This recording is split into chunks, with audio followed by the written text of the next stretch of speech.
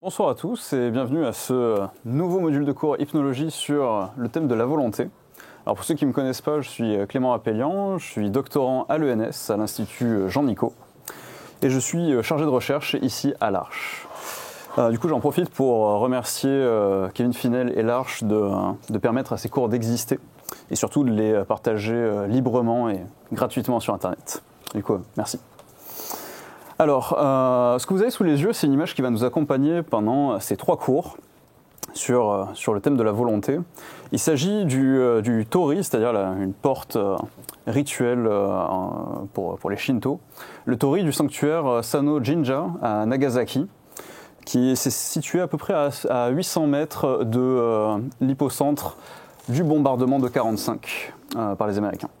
Donc vous voyez le Tori qui a malgré tout survécu au bombardement, sachant qu'il était extrêmement proche, et vous pouvez le voir surtout par rapport au champ de ruines qui l'entoure. Alors peut-être que cette image va revêtir des sens différents au cours des 3 cours qu'on va passer ensemble sur le thème de la volonté. Alors cette année on a prévu de faire des modules de cours qui sont plus condensés, donc on va rester ensemble pour les 3 prochaines semaines, donc vous avez les dates ici, je ne vais pas vous commentez les 3 cours, on va en parler pendant l'introduction. Je vais quand même mettre quelques mises en garde avant de commencer. C'est un cours un peu à tiroir, c'est-à-dire que peu importe votre background, peu importe votre horizon, que vous soyez de simples curieux ou des chercheurs en psychologie, j'ai essayé de faire ce cours de façon à ce que vous puissiez prendre quelque chose. C'est-à-dire que peut-être que si vous êtes simple curieux et que vous n'y connaissez rien en hypnose, que vous n'y connaissez rien en psychologie, peut-être qu'à certains moments, ça va être un peu envahissant. Alors à ce moment-là, vous pouvez vous détendre et juste attendre que je raccroche les wagons. Et ça va bien se passer. Pour ceux qui sont experts dans ce domaine-là, qui sont des universitaires, peut-être que ça vous paraîtra un peu vulgarisé, mais peut-être que vous serez passé à côté de quelques références. En tout cas, j'espère que ça vous aura au moins fait un résumé. Le deuxième point que je voulais aborder avant même de commencer ce cours, c'est le fait qu'ici, en hypnologie et particulièrement dans ce cours-là, on se place dans une approche qui est une approche où on éteint le portable. D'ailleurs, c'est une très bonne chose. Si jamais vous avez un portable encore allumé, c'est l'occasion de l'éteindre. Donc merci de nous le rappeler. C'est vrai que c'est un rappel d'usage qui peut être intéressant. Oh, vous inquiétez pas, ça arrive. Le deuxième, par contre, attention. Alors, du coup, le deuxième point que je voulais aborder dans cette vidéo, c'est le fait qu'ici, en hypnologie, et particulièrement dans ce cours-là, on va se placer dans une approche scientifique, physicaliste, qui est une vision sur le monde. Et pourquoi on prend cette vision-là dans l'hypnologie, et particulièrement dans ce cours ? C'est que toutes les sources que j'ai collectées pour composer ce cours sont issues de la littérature scientifique. Et on s'intéresse particulièrement à cette littérature pour des raisons pragmatiques. C'est-à-dire que c'est une littérature qui nous permet d'avoir des techniques, des points de vue sur le monde qui sont extrêmement opérationnels, c'est-à-dire qui aident les praticiens dans leur vie de tous les jours pour accompagner les gens vers du changement. Et ça nous intéresse particulièrement. Alors maintenant que je vous ai fait ce blabla introductif, on va passer à l'introduction de ce module de cours à proprement parler, que je sous-titrerai une volonté loin des 2 extrêmes, et vous allez voir pourquoi. Alors déjà, pourquoi est-ce qu'on fait un module de cours d'hypnologie sur la volonté ? On pourrait se dire, on est dans une école d'hypnose, volonté, hypnose. Alors on pourrait y voir déjà un lien, parce que la plupart des phénomènes hypnotiques qu'on a en tête, généralement il faut intervenir une perte de volonté, un automatisme. Et pour ceux qui ont lu Janet, vous voyez clairement le lien entre les deux. Mais l'éclairage que j'ai voulu faire sur ce cours, c'est vraiment une approche qui est orientée accompagnement éventuellement thérapeutique pour certains. Parce que quand on est accompagnant, et que l'on reçoit des gens qui viennent avec des difficultés émotionnelles, des souffrances personnelles, 2 questions viennent souvent se poser dans les thématiques qui sont les suivantes. Pourquoi est-ce que je ne fais pas ce que je veux faire ? Par exemple, pourquoi je me suis dit au Nouvel An que j'allais me remettre au sport et que 2 mois plus tard, je ne suis toujours pas au sport ? Pourquoi ? Pourquoi je dois absolument remplir cette feuille d'impôt et pourtant je ne peux pas la remplir. Ce qui est quand même curieux comme phénomène. Et puis la deuxième question, pourquoi je fais ce que je ne veux absolument pas faire? Pourquoi ça fait 10 ans que je ne peux plus supporter l'odeur de la cigarette, que ça me jaunit les dents, que ça me pourrit la santé, et pourtant, en fait, je continue de fumer? Pourquoi? Eh bien, pour répondre à ces questions, et surtout pour savoir comment faire pour sortir les gens de cette souffrance-là, que ce soit par nous-mêmes ou à l'aide de quelqu'un d'autre, on a décidé, avec Cyril Champagne et Kevin Finel, de lancer ce module sur la volonté. Alors, à partir de là, vous pourriez attendre légitimement que l'on fasse une définition de la volonté, que je dise, eh bien, la volonté, aujourd'hui, en 2020, voilà ce que c'est. Eh bien, j'aimerais vous faire, plutôt que de parler sans temps là-dessus, je vais vous lire simplement cette citation de Paul Sheldon Davis dans le livre de 2007, Distributed Cognition and the Will.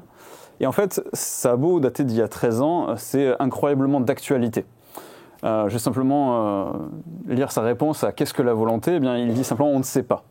On ne sait pas, à ce point dans le développement de la recherche, les conceptions traditionnelles sont mortes ou sont mourantes et leurs successeurs ne sont pas encore nés ou ne sont simplement pas arrivés à maturité. Ce que nous savons, c'est qu'un certain nombre d'éléments dans nos conceptions traditionnelles sont simplement plus tenables aujourd'hui. Alors, ce que souligne cette citation de cet auteur, que l'on va retrouver à différents points dans le cours, c'est que la pensée, elle évolue dans le temps. Elle évolue dans le temps et aujourd'hui, en 2020, on est à un point charnière dans l'évolution de la pensée, en tout cas sur la volonté. Par exemple, juste à titre d'exemple, pour ouvrir une petite parenthèse, il y a une époque, il faut bien se représenter qu'il y a une époque où c'était complètement absurde, voire ça ne passait même pas par l'esprit des gens, qu'il pouvait y avoir des petits organismes invisibles à l'œil nu qui étaient à la cause des maladies. C'était juste inconcevable. Et le fait d'avoir fait évoluer cette pensée, d'avoir observé ces organismes, de les avoir étudiés et de voir leur lien avec le corps, ça nous a permis de faire évoluer la médecine de façon qu'il était juste impossible de prévoir à l'époque. Et ce qu'on peut espérer, pas à l'échelle de ce cours d'hypnologie bien sûr, mais à l'échelle de la science tout entière, c'est que faire évoluer nos conceptions sur la volonté va permettre d'aider les gens qui sont dans leur souffrance. Et aujourd'hui, ce que j'espère plus modestement avec ce cours d'hypnologie, et ces 3 cours de façon plus générale, c'est vous apporter une mise à jour de nos conceptions, on va dire, naïves, intuitives, de ce que peut être la volonté, et qui finalement nous bloque, à la fois dans la réalisation de cette volonté, mais nous bloque aussi dans un tas de souffrances dont on pourrait se passer. Ok? Alors, Paul Sheldon Davis nous parle de conception traditionnelle. Encore faudrait-il voir de quoi il s'agit. On remarque que les images de fond ne sont pas neutres. Clairement. Alors, déjà, la volonté, en fait, c'est un concept qui est très ancien, mais qui a particulièrement imprégné notre culture, notre civilisation, nos implicites avec lesquels on grandit, avec lesquels on se développe, avec lesquels on vit aujourd'hui, que l'on soit accompagné ou que l'on soit accompagnant. C'est un concept qui prend ses racines, en tout cas une grande partie de ses racines, dans les doctrines judéo-chrétiennes, dans la philosophie judéo-chrétienne, et particulièrement dans la scolastique. Alors on pourrait se dire, Clément, aujourd'hui on est dans des civilisations qui sont de plus en plus laïques, qui sont de plus en plus multiculturelles, les gens s'éloignent un peu plus de la religion et se consacrent un peu plus à d'autres versants comme la science ou des choses comme ça. Et je dirais, oui, peut-être, mais en attendant, dans notre culture, il y a quelque chose qui sous-tend encore très fortement ces conceptions de la volonté héritées de ces sources-là, et qui est le dualisme cartésien. Alors juste pour rappel, le dualisme cartésien, si vous avez loupé un cours de philo ou si c'est pas très clair pour vous, c'est l'idée qu'il y a deux domaines complètement différents et qui sont largement indépendants.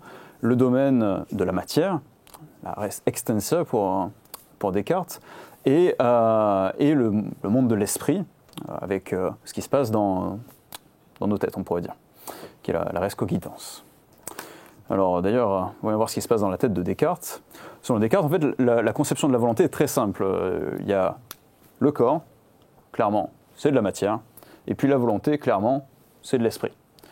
Et a priori, là, je dis des évidences parce que pour vous, ça n'a pas l'air de vous choquer outre mesure. Et c'est plutôt une bonne chose, parce qu'en fait, quand je vous parle d'a priori culturel, c'est le fait que les gens sont presque programmés de base avec ces idées-là, et ça paraît tout à fait raisonnable. En fait, ça paraîtrait même absurde de remettre en question de telles choses, à moins que l'on se soit documenté sur des sources un peu plus récentes.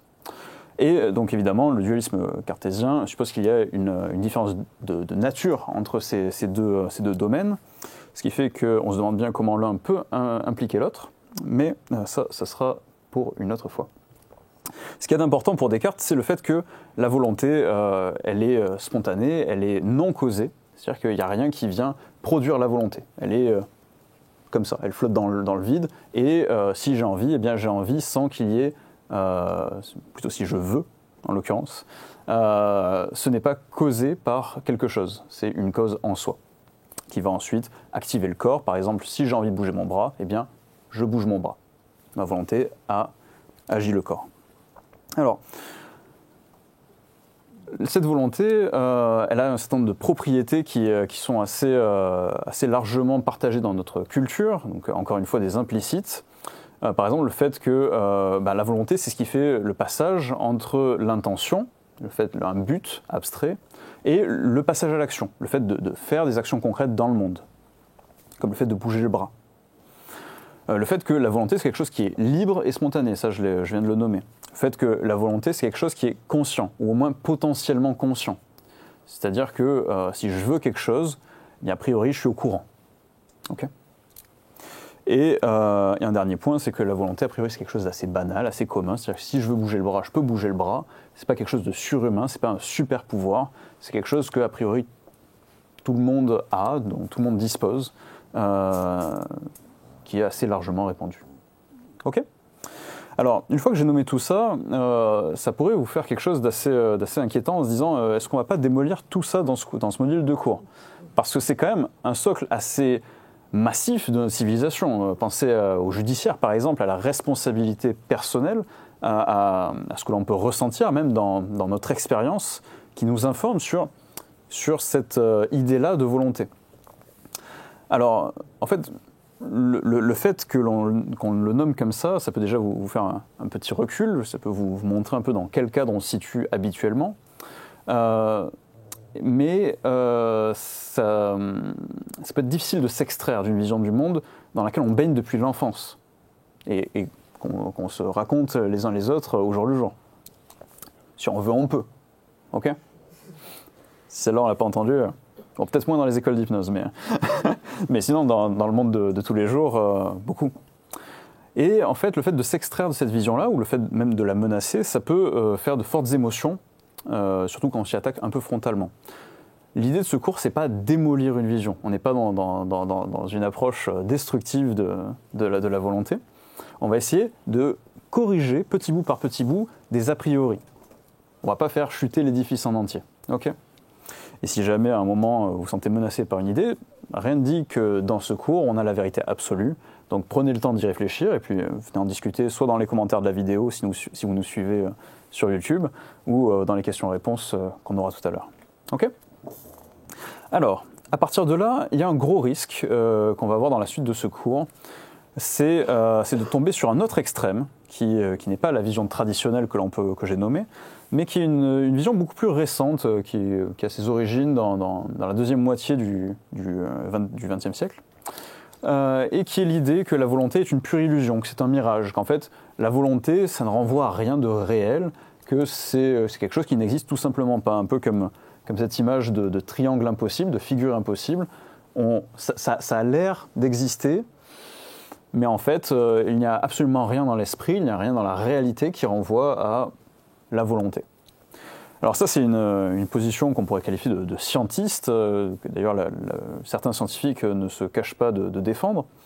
Ce que j'aimerais défendre dans ce cours, c'est l'idée que c'est une interprétation hâtive des résultats des sciences cognitives que je vais vous présenter dans ce cours-là.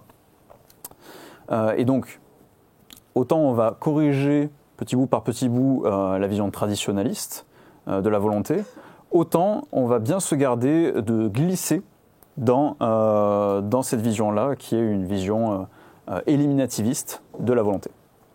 Ok ? Alors, je vous ai préparé un petit quiz, ou en tout cas une petite énigme à résoudre, peut-être une piste de réflexion.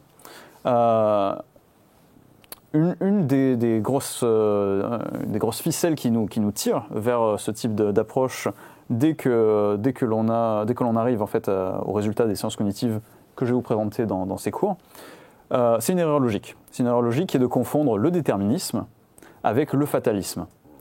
Le déterminisme, je vais juste vous lire cette citation de Pierre-Simon Laplace, qui est une de mes préférées, qui fait bien sentir ce que l'on appelle déterminisme.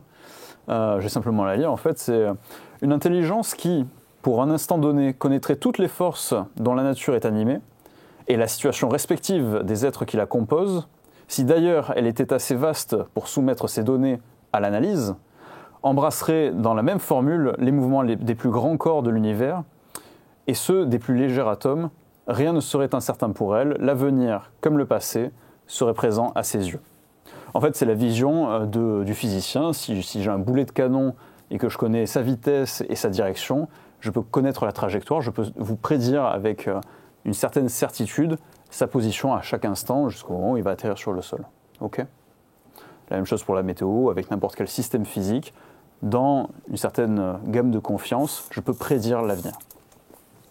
Ça, c'est le déterminisme. Le fatalisme, c'est une autre vision qui est plutôt héritée de la tragédie grecque, avec cette idée que le futur est déjà écrit, que les dieux ont déjà écrit l'histoire, et que nous ne sommes que des marionnettes à leur merci, et que pour peu que l'on connaisse l'avenir, toute tentative pour essayer de le prévenir nous emmènera inéluctablement vers cette destinée. Pensez par exemple au mythe d'Oedipe, pour ceux qui connaissent. Alors, ce que je vous propose, c'est de trouver pourquoi, en fait, déterminisme et fatalisme, ce n'est pas la même chose, et pourquoi même on pourrait défendre le fait qu'ils sont complètement incompatibles. Je vous laisse avec cette question. N'hésitez pas à répondre dans les commentaires de la vidéo, ou ce qu'on va faire, c'est ouvrir un fil sur le forum network pour les professionnels de l'hypnose. Donc, la plateforme va ouvrir d'ici quelques temps, en mars, si je ne me trompe pas. Donc, quand vous voyez cette vidéo, normalement, on ne devrait pas être loin du lancement. Donc, allez tout de suite dans le forum et vous aurez un fil qui sera ouvert pour cette question-là. Alors, de quoi est-ce qu'on va parler dans ce cours-là ? Parce que je vous ai déjà fait une longue introduction, mais je pense que c'est important pour bien poser des bases saines sur ce qu'on va dire. L'idée de ce cours, c'est de trouver une position qui est loin de ces deux extrêmes, une position qu'il est raisonnable de défendre aujourd'hui en 2020. Et pour ça, on va procéder en 3 cours. Ce premier cours qui va être une cartographie de ce qu'est la volonté. On va disséquer la volonté et voir quels sont les organes au sein de ce corps que peut être la volonté, quels sont les rouages au sein de cette horloge, et essayer de les comprendre. Et on va faire ça avec des expériences de pensée, on va faire ça avec des expériences qui ont été faites en laboratoire, on va faire ça avec votre réflexion. Dans le deuxième cours, une fois qu'on aura tous ces rouages, qu'on les aura décomposés, on va voir comment ils fonctionnent. Et surtout comment ils dysfonctionnent. Parce que quand les gens viennent nous voir, a priori, tout ne fonctionne pas au mieux. Et surtout, on va voir comment on peut les influencer, c'est-à-dire comment on peut les orienter dans une direction ou une autre. Le troisième cours, je ne vais pas trop en parler pour l'instant, mais on va remettre tout ça ensemble au sein de l'individu, et on va voir que cet individu, il est pris dans un champ social, et que la volonté, eh bien, c'est peut-être pas aussi intrapsychique, c'est peut-être pas aussi individuel qu'on pourrait le croire. Vaste programme. Alors, voyons voir un petit peu ce qui se cache sous ce mot volonté. Parce que quand on a un problème insoluble, une chose qu'on a beaucoup tendance à faire en science, eh bien, c'est décomposer. Décomposer pour voir ce qui se cache à l'intérieur. Et après, on essaie de recomposer, de voir si on a compris quelque chose d'un peu plus fin, ce qu'on appelle le réductionnisme. Il faut bien penser que le réductionnisme, c'est pas juste péter des trucs et voir comment ça fonctionne, c'est aussi réassembler. Ok ? Ce qui est important. Et du coup, je vous dis ça, en fait, je vous montre déjà le modèle déjà assemblé, plutôt que vous montrer les petits bouts d'abord. Ça vous permettra de vous faire une idée de ce dont on va parler, une sorte de sommaire quelque part. La volonté, on pourrait le voir un peu comme une chaîne. Évidemment, c'est une vue de l'esprit parce que c'est beaucoup plus interconnecté que ça, c'est beaucoup plus fin et changeant que ce que je vais vous montrer, mais ça permet de simplifier et d'en avoir une vue d'ensemble. La volonté, comme je vous l'ai dit, on peut le concevoir comme le passage de la sélection des buts, que vous voyez ici, d'une intention on pourrait dire, la motivation, la prise de décision, la planification, et puis enfin le passage à l'action, mais pas que, puisque après il y a un contrôle et une inhibition de cette action lorsqu'elle est exécutée, et puis finalement ce que ça fait de faire cette action, ce que ça fait de ressentir les résultats de cette action. Alors on va commencer, mais on ne va pas commencer par le tout début, on va commencer de façon un peu anarchique, par ce qui en fait, nous semble être le plus proche de ce qu'on appelle volonté. Et quand on pose la question à des gens qui ne connaissent pas bien ce sujet, qui ne l'ont pas étudié, généralement, c'est la motivation qui vient en premier. C'est ce qui nous semble être le plus proche de ce qu'on appelle volonté. Ça nous parle finalement de notre moteur de passage à l'action. On est d'accord ? Donc, on va voir, est-ce qu'on peut mettre un grand égal entre volonté et motivation ? Et en fait, c'est un peu la démarche que j'ai prise pour ce cours. On va essayer de voir si la motivation peut être équivalente à la volonté. Et puis en fait, ce dont vous vous doutez, c'est que, évidemment, je vais vous dire que non. Le suspense est à son comble. Mais surtout, on va voir qu'en rajoutant chacun des modules, on n'arrive jamais à cerner la volonté entièrement. Jusqu'à ce qu'on ait toute la chaîne. Et là, on va se dire, ça commence à ressembler un petit peu à ce que l'on se représente habituellement comme volonté, à quelques nuances près. Ok ? Alors la motivation, on la définit généralement, en tout cas je la définis ici, comme le moteur de l'action, comme l'envie, le désir qu'un état du monde se produise. Par exemple, pour la feuille d'impôt de tout à l'heure, c'est le fait que la feuille d'impôt, j'ai envie qu'elle soit remplie. Ok ? Donc vous aurez toutes les références à la fin du 3e cours, donc voilà, vous pourrez aller jeter un œil à toutes les sources. Il y a surtout 2 livres que j'ai utilisés, donc vous en avez un ici. Alors, premier argument pour dire que non, en fait, ça n'a pas marché. Ça n'a pas marché du tout parce que, eh bien, il y a des situations, comme je l'ai dit tout à l'heure, quand on veut, on peut. Des fois, non, en fait. On parle d'acrasie, de procrastination. Alors, acrasie, c'est le mot stylé pour dire flemme. Hein, voilà, si vous êtes dans un dîner mondain, utilisez plutôt acrasie comme faiblesse de volonté plutôt que flemme, ça marquera mieux. L'idée, c'est que quand des personnes témoignent d'une faiblesse de la volonté, généralement, en fait, c'est des gens qui sont en souffrance. Ça leur va pas du tout. Ils ne sont pas tout à fait OK avec ça. En fait, quand j'arrive pas à remplir ma feuille d'impôt, quand j'arrive pas à me lancer à faire ma feuille d'impôt, j'ai la motivation que la feuille d'impôt soit remplie. Par contre, le passage à l'action, c'est compliqué. Et c'est cette dissonance-là, c'est cet écart-là qui crée la souffrance. On est d'accord ? S'il n'y avait pas cet écart-là, en fait, tout se passerait bien. D'ailleurs, j'espère que pour la plupart d'entre vous, tout se passe bien. Je vous le souhaite. Deuxième argument qui rentre aussi dans la même mouvance, c'est les processus ironiques. Les processus ironiques, c'est simplement, au plus on essaie d'arriver vers le résultat qu'on vise, et au moins on y arrive. Par exemple, au plus je veux dormir, et au moins j'arrive à dormir. Vous l'avez fait au moins une fois dans votre vie, j'imagine. D'ailleurs, pour dormir, il y a eu le thème psychonautes sur le sommeil. Donc, a priori, si vous avez vu ça, vous avez quelques astuces pour éviter de trop vouloir dormir à un moment. Mais que ce soit pour vouloir dormir et avoir de moins en moins envie de dormir, que ce soit pour la peur, éviter la peur et en fait avoir de plus en plus peur de se confronter à cette peur. L'été est encore loin, mais je veux éviter d'avoir toute mon attention sur le bouton de moustique qui me gratte. Et en fait, au plus j'essaye d'éviter d'y prêter attention, et au plus ça me gratte. Tout ça, c'est des processus ironiques. Et en fait, la motivation est là. La motivation de dormir est là. La motivation d'éviter la peur est là. Et pourtant, au plus on le veut et au moins on y va. Dernier argument qui va rester un petit moment parmi nous, c'est les envies délétères, les envies qui nous font souffrir. Par exemple, une addiction. En fait, je suis motivé dans ce cas-là je suis motivé à ne pas prendre le produit, par exemple, et pourtant, je le fais et j'en tire du plaisir. Ok ? Donc, où est la motivation ? Là, dans ce cas-là, c'est pas très clair. En tout cas, ce qu'on peut dire, c'est qu'il y a un décalage entre ce qu'on entend habituellement comme motivation et ce qu'on entend comme volonté. Et ce qui sous-tend ces 3 arguments, on va dire ensemble, de façon plus abstraite, c'est faire la différence entre désirer un état du monde, aimer qu'un état du monde se produise, et vouloir. Si j'ai un gâteau devant moi, je peux désirer le manger, mais je peux vouloir éviter de le manger, par exemple si je suis au régime. Ça vous parle cet exemple? Ouais.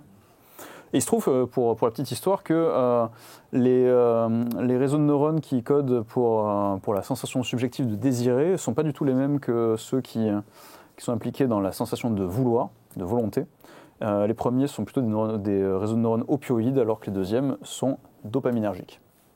Qui l'eût cru? Voilà, donc si vous voulez, ça fait une belle histoire. Je ne sais pas trop ce que vous pouvez en faire, mais voilà pour l'aspect neuro. Alors, pour ceux qui ont été un peu noyés dans cette slide, je raccroche les wagons. C'est le moment de raccrochage de wagons. Ce qu'il faut retenir de cette slide, c'est que eh bien, je ne mets pas nécessairement en œuvre ma motivation. Okay, et tout ça, on va le voir dans le cours 2. On va décrire en détail la motivation, les processus de motivation et surtout comment bouger ces processus-là. Donc, rendez-vous la semaine prochaine. À partir de là, si on suppose que la personne est motivée, la plupart des exemples, en tout cas des arguments que j'ai donnés pour cette première slide, vous pouvez les annuler, les rétorquer que si on rajoute le passage à l'action, en plus de la motivation, les arguments ne tiennent plus. Vous voyez ça? Le passage à l'action, je pense que je n'ai pas besoin de trop décrire. Vous représentez tous ce que c'est passer à l'action. Alors je vais directement attaquer avec certains arguments qui font que pas tout à fait. Alors, on ne va pas arriver tout à fait vers ce que l'on entend par volonté avec simplement ces deux modules-là. Déjà, imaginez la situation suivante. Je veux faire un dîner avec des amis, donc je compte leur faire le repas et je me rends compte qu'il me manque des ingrédients. Alors, je me dis, très bien, je vais aller au supermarché acheter les ingrédients qui me manquent. Je descends donc prendre la voiture, je conduis vers le supermarché, et pendant que je conduis, je me rappelle ma liste de courses, je me dis, est-ce que mes amis n'ont pas des intolérances à ceci, à cela, est-ce qu'il n'y a pas des allergies? Et pendant que je réfléchis à tout ça, que je suis absorbé dans les pensées, en fait, il se trouve que je conduis jusqu'à mon bureau. En fait, je conduis comme pour aller au boulot. Et en fait, je me rends compte de ça le moment où je suis devant mon bureau. Dans ce cas, il s'agit clairement d'une erreur. J'étais motivé à aller au supermarché, j'ai initié l'action pour y aller, mais clairement, je n'y suis pas allé. Et ça serait assez étrange de dire que j'ai voulu aller à mon bureau. On pourrait, mais ça serait quand même assez contre-intuitif. Dans le cas d'erreur, la volonté ne peut pas se résumer à simplement motivation et passage à l'action. Donc, j'admets, c'est des cas quand même assez particuliers, mais simplement pour vous mettre en lumière le fait que tous les modules qu'on va voir sont importants, et surtout dans les thématiques des gens, c'est là où ça va devenir particulièrement saillant, particulièrement visible, où si on oublie un module, eh bien on peut passer à côté d'une problématique qui est quand même importante.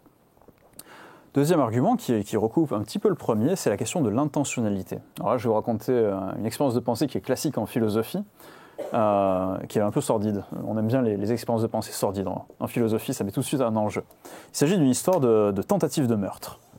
Donc vous avez un meurtrier, ou en tout cas un apprenti meurtrier, on va l'appeler Maurice pour l'histoire.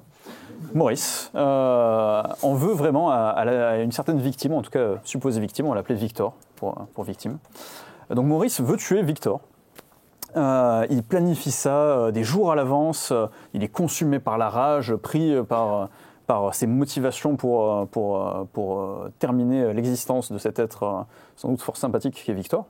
Donc il planifie ça, et puis le jour J, il est vraiment au climax de sa rage, il est vraiment aveuglé par la colère, il charge son armement dans sa voiture, et pris par la rage, il conduit, mais vraiment de façon très imprudente sur la route, et conduisant de façon extrêmement imprudente, ne remarque pas qu'un piéton est en train de traverser au passage piéton, renverse ce piéton, s'arrête un peu plus loin, et à son plus grand effroi, en sortant de la voiture, constate que l'accident qu'il vient de causer implique Victor. Il a donc tué Victor. Oui, c'est de la philosophie, donc on a le droit d'utiliser des exemples très improbables, juste pour mettre en lumière le fait qu'il y a des choses contre-intuitives qui peuvent se passer. Dans ce cas-là, manifestement, Maurice n'a pas tué volontairement Victor. Il voulait le tuer, mais il n'a pas tué vraiment comme il voulait, surtout qu'il n'a pas fait gaffe, il a renversé, pas de chance, ça aurait pu être quelqu'un d'autre, on n'aurait pas dit que Maurice avait tué cette personne-là volontairement. C'est un accident. Okay, c'est un homicide involontaire. À voir sur le côté légal, moi je ne m'engage pas trop. Mais dans ce cas-là, on ne peut pas dire que Maurice l'ait fait exprès.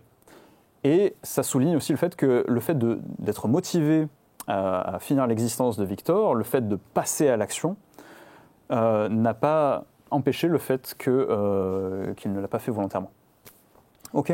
Pour prendre un exemple un peu moins sordide et un peu plus proche de la vie de tous les jours. Imaginez la situation suivante, je travaille énormément, je suis proche du burn-out, je suis extrêmement fatigué et j'ai vraiment besoin de me reposer. Et imaginez que, incidemment, je me casse la figure dans les escaliers et je suis arrêté pour 2 semaines, ce qui fait que je suis obligé de me reposer. Est-ce que j'ai voulu me reposer? En tout cas, est-ce que je me repose de façon volontaire? Eh bien là encore, pas vraiment. Je ne l'ai pas fait exprès. Alors là, on pourrait toujours me rétorquer, oui, mais inconsciemment, tu t'es fait un croche-patte et tu es tombé dans l'escalier. Eh bien, si c'est le cas, je trouve que l'inconscient est sacrément freudien plutôt qu'ericksonien. Mais ça, c'est une autre histoire. Alors, encore un argument, et puis on va s'arrêter là pour le passage à l'action. Le fait de rajouter l'action ne résout pas le problème des addictions, ne résout pas le problème des envies délétères. Vous le voyez bien? Parce qu'en fait, il y a un passage à l'action là-dedans. Donc ça laisse le problème entier. Alors, 2 conclusions là-dessus, sur le passage à l'action, c'est le fait que je peux mettre en œuvre des actions qui diffèrent de ma motivation. Okay, pour ceux qui étaient un peu noyés, c'est là où on raccroche. Donc, dans ce cas-là, eh bien, difficile de dire que motivation et passage à l'action permettent d'avoir la totalité de ce qu'on appelle volonté. Et puis, vous avez cette idée que l'action non motivée, l'action sans la motivation, on a du mal à appeler ça... On a du mal à appeler ça une action volontaire. Ok? C'est bon pour tout le monde? Alors, très simple. On continue notre jeu de pistes et on va rajouter un autre module. Et là, a priori, on va être bien. Si on rajoute le contrôle, tous les exemples que je vous ai donnés avant, y compris l'addiction, devraient être résolus. On est d'accord? Le contrôle, juste pour qu'on soit d'accord sur la définition des termes, c'est la capacité à inhiber une action malgré le fait d'y être motivé. Vous voyez qu'en fond, j'ai mis une illustration d'Ulysse et des Argonautes, le passage avec les sirènes, où il sait qu'il va être tenté par les sirènes. Il sait très bien que si rien n'est fait, il va être attiré et noyé par leur chant. Et du coup, il se fait attacher au mât pour se contrôler dans l'action. Quand il y a les sirènes, il est fortement motivé à aller les voir. Sauf que le contrôle est déjà là, il s'est déjà fait attacher au mât. Ok. Alors là, on va prendre une autre... deuxième... Pardon, j'ai sauté cette partie-là.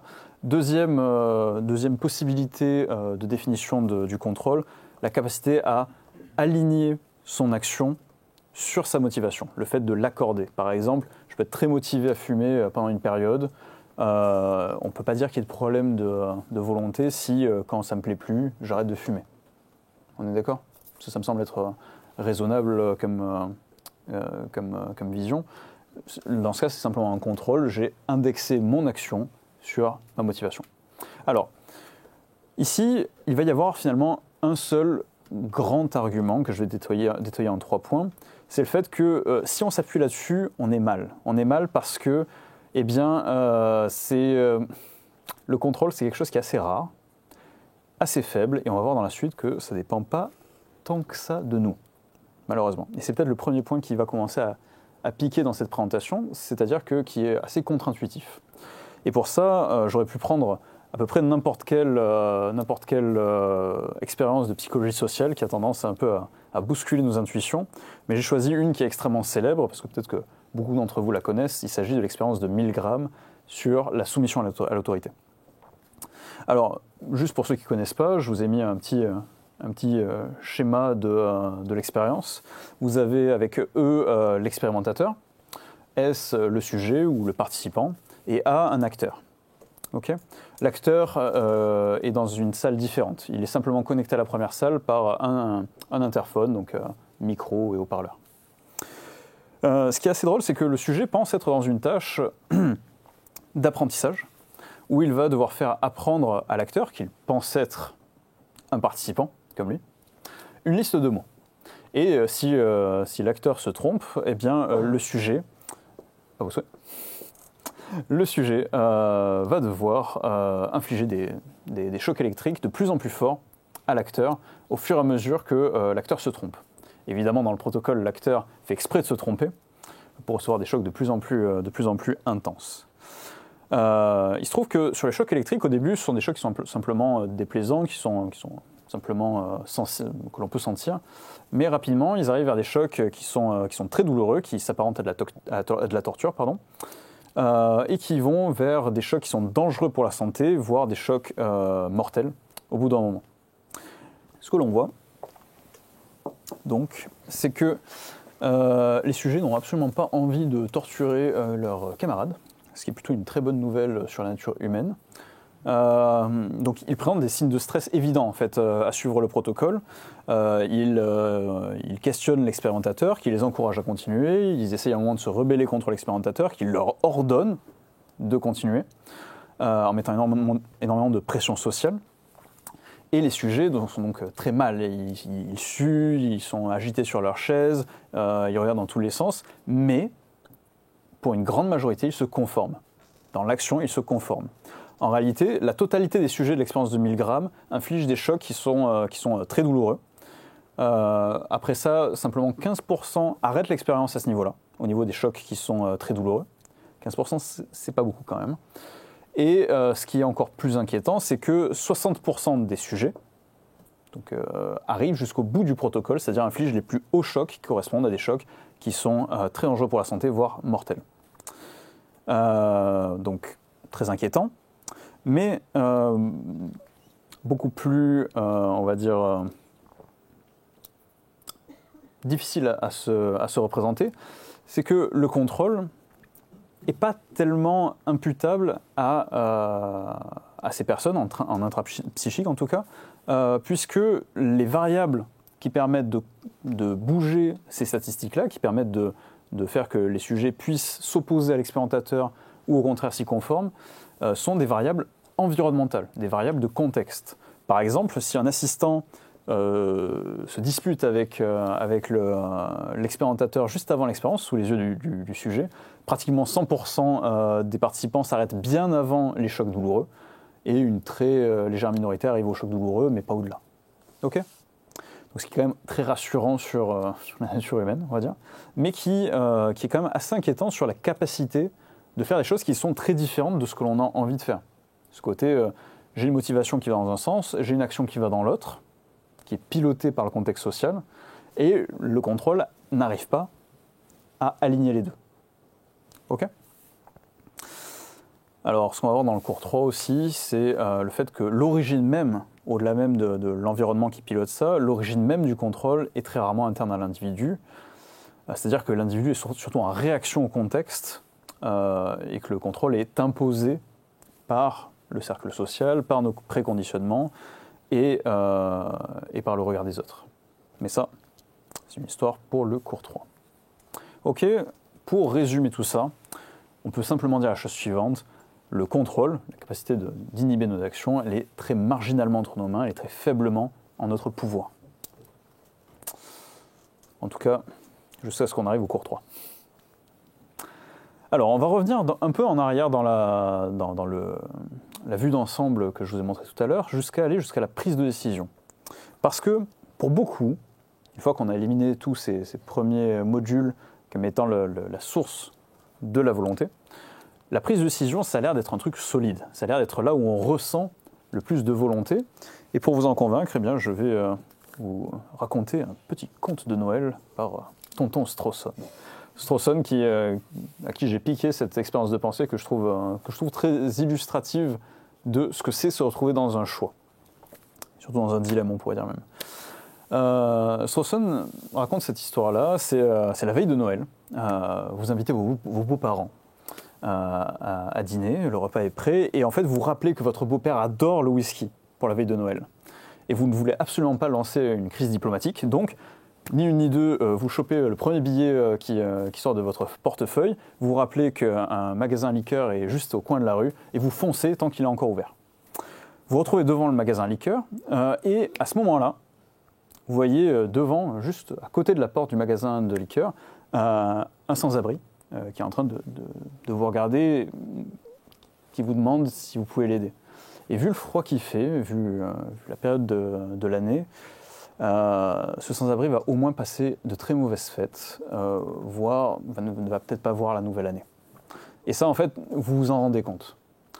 Et à ce moment-là, vous avez un billet en main et vous avez un choix à faire. Soit vous continuez à rentrer dans le magasin à liqueur, vous achetez la bouteille de whisky et vous rentrez chez vous, ou vous donnez ce billet au sans-abri en espérant qu'il puisse se sauver, voire passer un Noël peut-être un peu plus proche de quelque chose qui serait décent. Ok ? À ce moment-là, peut-être que certains d'entre vous ont une idée très claire de ce qu'ils auraient fait dans cette situation.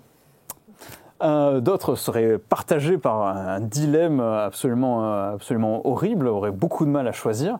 En tout cas, vous avez tous ressenti cette chose à l'intérieur où non seulement vous vous sentez radicalement libre de choisir dans cette situation, mais en plus, vous vous sentez radicalement pas libre de ne pas choisir. C'est-à-dire qu'il n'y a pas de non-choix là-dedans. Même un choix par défaut reste un choix. Ok ? Et ça, Strawson utilise ça pour montrer le fait que eh bien, ce ressenti subjectif, cette phénoménologie de la prise de décision, c'est ce qui nous emmène à accorder beaucoup de confiance à l'idée que l'on est radicalement libre et responsable. Alors, évidemment, à chaque fois qu'on aborde un truc qui a l'air complètement évident et qui semble couler de source, je vais emmener une expérience de sciences cognitives ou de psychologie sociale pour vous faire réfléchir, tout simplement. Alors, on va simplement faire ça. Je vais vous montrer une petite vidéo qui est un documentaire de la BBC que j'ai coupé. Donc, pour la vidéo en ligne, vous aurez le lien qui va s'afficher, qui ramènera à la vidéo YouTube que je vais présenter ici. On se retrouve dans un instant. Tac. Alors, vous êtes prêts? J'ai sous-titré la vidéo, donc vous allez avoir les deux. Petter Johansson is forcing people to make decisions. This one. It's a simple enough task for most people, and in fact, it isn't the real point of the experiment. Why did you prefer that one? Higher cheekbones, slightly better hair, not much between them. Petter Johansson and Lars Hall have devised an experiment which calls into question many of our assumptions about how we make most of our everyday decisions. We're interested to see what kind of detail the representations behind people's decisions and what kind of insight they have about those decisions. Why did you choose this one?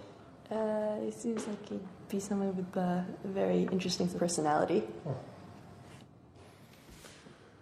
This is all quite boring until you look at the experiment from a different perspective. This one.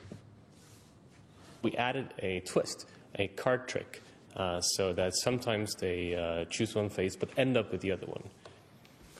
Watch carefully. The volunteer chooses the card on the left, This one. but Petter swaps the card and presents the photo that was seen on the right and was actually rejected. It is a card trick, but it's a cheap card trick, based on something that the magicians just call black on black. So for each card, there's a hidden card behind it, which is actually the opposite one. Where we slide the other card over, the black card is hidden. And then Petter just uses his arm to slide it down into his lap. I mean, it's two parts that's interesting here. First, the fact that they don't notice when you switch the pictures. It's interesting in itself, and it's quite surprising. And the second part is, of course, the verbal reports they give, that they actually motivate choices they didn't make. 80% of the people we tested had absolutely no idea that a switch had been made. Again, this one just struck me. Interesting shot. Since I'm a photographer, I like the way it's lit and look. Donc, vous êtes peut-être allé voir cette vidéo. En tout cas, vous vous rendez compte que, donc, si vous avez bien compris, hein, on présente des cartes aux participants, ils nous disent le visage qu'ils trouvent le plus attirant, et en fait, par un tour de magie, on leur file celui qu'ils n'ont pas choisi. Et 80% quand même des participants justifient, argumentent, comme par exemple cette personne qui dit comme je suis un photographe, j'aime beaucoup l'éclairage de cette photo. Oui, enfin, sauf que tu avais choisi l'autre. Donc 80% en fait, des gens ne remarquent pas le tour de magie et justifient un choix qu'ils n'ont pas fait. Donc ça va être très utile pour le cours 3, notamment l'influence sociale sur la prise de décision. Mais en fait, ça va au-delà de ça, ce qui est un peu flippant, quelque part. C'est le fait qu'on peut faire des renversements de préférence sur des choses beaucoup moins triviales que quel visage on apprécie. On pourrait se dire, ok, mais en fait, le visage, déjà, c'est pas hyper engageant, on va dire, au niveau personnel. Mais en fait, le même groupe, d'ailleurs, vous voyez, c'est Lars Hall qui signe en premier auteur sur le papier de 2013. En fait, dans le renversement de préférence, on fait passer un questionnaire sur des choix sociopolitiques, comme est-ce qu'il vaut mieux aider les personnes défavorisées, ou est-ce qu'il vaut mieux investir pour être très attractif sur les grandes entreprises, ce genre de choses. Donc les gens répondent sur des trucs qui sont engageants au niveau politique, au niveau social, et on leur fait la même ruse, on renverse complètement leur réponse, c'est-à-dire que s'ils auront répondu d'un côté, on leur donne la réponse complètement opposante, en leur tendant ce qu'ils croient être le même questionnaire, et on leur demande d'expliquer pourquoi ils ont choisi telle ou telle option. Et le pire, c'est que, avec des pourcentages qui sont assez proches, je ne sais plus exactement lesquels, les gens ne remarquent pas le tour et justifient des positions politiques, pour le coup, sociales, qu'ils ne tenaient pas au moment de remplir le questionnaire. Ok ? Et si on croise ça avec d'autres études qui montrent que quand on commence à faire de l'influence sociale à quelques mois d'une élection de façon très, très subtile, en fait, il y a des effets rémanents plusieurs mois après lors de l'élection, ça commence à devenir un petit peu inquiétant. Ok ? Alors, je prends juste 2 minutes là-dessus sur le fait que ces expériences nous mènent à nous dire ok, en fait, nos prises de décision, c'est clairement pas la façon dont on pensait, c'est très improvisé sur le moment. Il y a quelque chose de très improvisé, décidé sur un coup de tête. Et surtout, ça ne reflète pas ce qu'on pourrait croire être des préférences sous-jacentes. Ce que j'aimerais souligner, c'est le fait que cette vision-là, qui pourrait tout à fait être tenue avec ces expériences-là, mais qu'il faudrait nuancer, et qu'on va nuancer d'ailleurs dans les prochains cours, en fait, ça jette un espèce de vide explicatif. Ça fait, voilà, en fait, on fait nos choix un peu comme ça, selon le contexte. Mais en fait, 2 personnes dans le même contexte ne vont pas faire les mêmes choix, clairement. Et surtout, ça a un goût, une tentation de fatalisme pragmatique. Ce que je veux dire par là, c'est que, en fait, et du coup, comment on fait pour des gens qui n'arrivent pas à choisir? Comment on fait pour des gens qui choisissent l'option qui leur fait du mal sur le long terme? Comment on fait pour aider en fait les gens qui souffrent de problématiques liées à la prise de décision? Donc ce qu'on va faire, c'est éviter de rentrer là-dedans, mais en tout cas déjà nuancer ce point-là, et on reviendra dessus dans le 2e et 3e cours. Si on résume tout ça, on peut le dire de la manière suivante. La prise de décision, en fait, elle est relativement opaque, c'est-à-dire qu'on n'en est pas tout à fait conscient, en tout cas pas de toutes les subtilités, et surtout, elle est largement improvisée sur le moment. Alors, il nous reste plus que 2 modules à voir, en tout cas un gros, avant de passer à l'expérience de la volonté. Si la volonté, on la réduit à la sélection des buts, qui est un peu le dernier gros morceau avant d'avoir fait le tour de notre vision d'ensemble, en fait, ce qu'on peut entendre par but, c'est but motivationnel. Les buts qui emmènent vers une fin, en tout cas. Et ça, c'est le thème d'un module de cours qui a déjà eu lieu, avec lequel ce module de cours s'encastre assez bien, en tout cas je l'espère, qui est le module de 2018 sur l'évolution des systèmes de valeurs. Alors là, je vais juste reprendre 2-3 trucs qui ont été déjà dit dans ce module de cours. Je vous invite à aller le voir entre les vidéos, après, faites comme bon vous semble. Quelques arguments pour dire que, là encore, ça va être difficile de défendre cette vision-là, en tout cas de façon pure. Le premier argument, c'est un argument que Cyril mettait en avant dans ce module de cours. Les études de Seligman et Katz montrent que, suivant comment on conditionne les participants avant même de leur faire passer les tests pour connaître leurs valeurs, pour mettre en ordre leurs valeurs, suivant les textes qu'on leur faisait lire, ce genre de choses, eh bien ça a changé complètement l'ordre de leurs valeurs. Ça a changé la priorité des valeurs. Difficile de dire qu'il y a quelque chose de très individuel là-dedans, de très stable, de très personnel, et en tout cas quelque chose de spontané. On revient encore sur le contexte. Deuxième argument, qui est un argument finalement assez facile à faire, c'est le fait que les buts ils ne tombent pas du ciel. On n'est pas avec une boîte à buts sous le bras et on ne pioche pas nos buts au cours de la vie. Nos buts dépendent largement des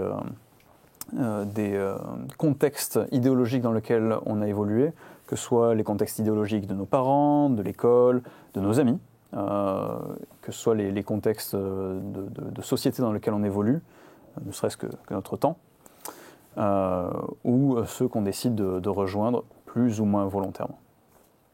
Ok ?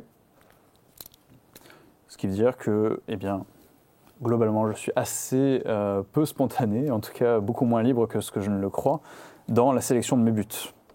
Et ça encore, on va en dire 2 mots dans le cours 2. On termine avec le dernier point avant de fermer tout ça et d'avoir fait notre inventaire. On aura pas mal de pièces de puzzle à mettre en ordre. En fait, si on regarde jusque-là, tout ce qu'on a montré, c'est des mécanismes psychologiques, ok ? La motivation, la prise de décision, tout ça, c'est de la mécanique psychologique. Mais avant tout, quand on parle de volonté, on en a une représentation qui est personnelle.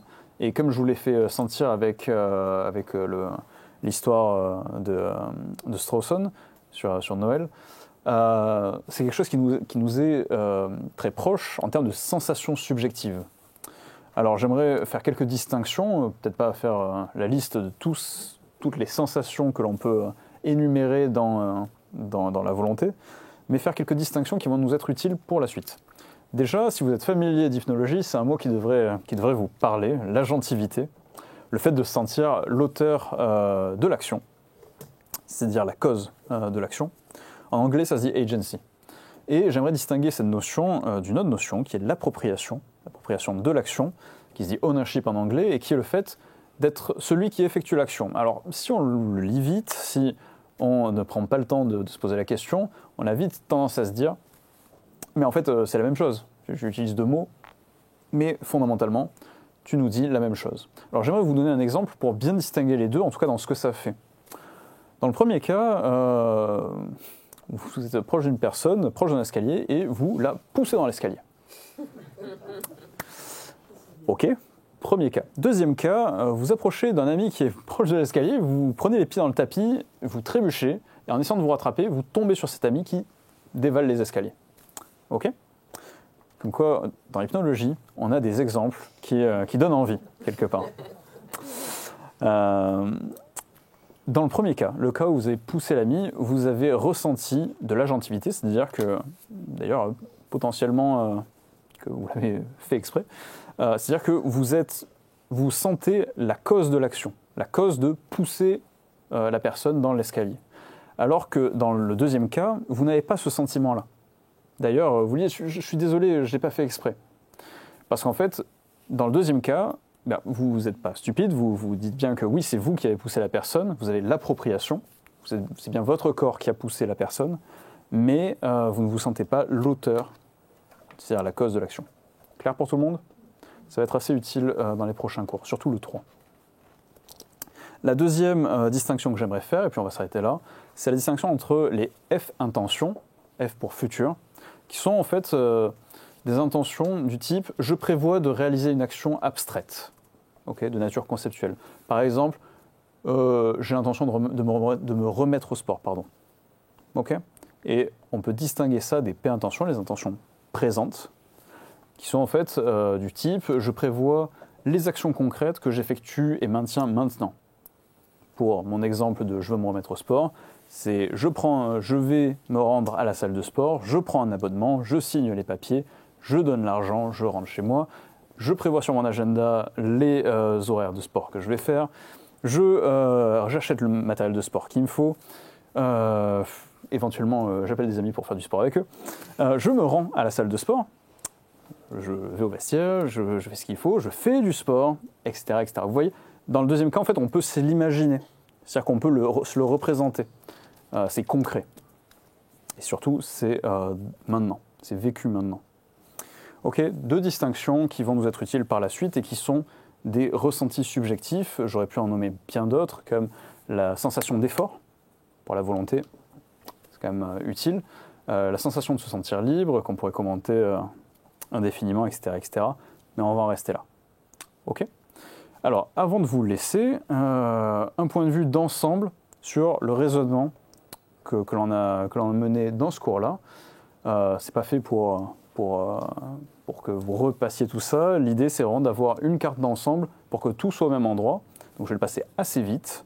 Mais n'hésitez pas à faire pause sur la vidéo pour observer ça et voir si vous êtes d'accord, en fait, tout simplement. Alors, tout ce que je vais faire, c'est vous mettre les a priori à gauche, dans la colonne de gauche, les arguments que j'ai déployés dans le cours au milieu, et les conclusions si on adhère à l'a priori et aux arguments.